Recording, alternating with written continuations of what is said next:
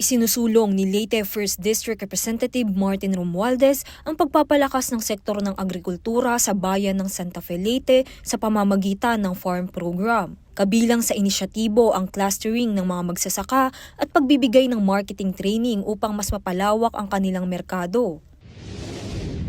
Nagsagawa ng libreng serbisyong medikal sa Barangay Fernandez, Maayon, Capiz sa pangunguna ni Capiz 1st District Representative Howard Gintu. Dinagsa ng mga residente ang covered gym para sa libreng check-up, laboratory services at iba pang serbisyong pangkalusugan.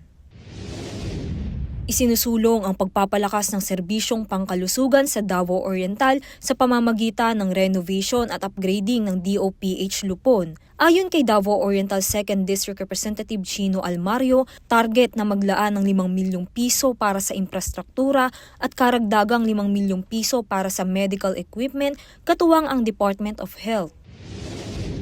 Agad na nagpaabot ng tulong si Cagayan de Oro 1st District Representative Lord Dansuan sa pamilyang naapektuhan ng landslide sa Zone 8 Carmen. Ipinagkaloob ang mga pangunahing pangangailangan upang matulungan ang pamilya sa kanilang pang-araw-araw na pamumuhay.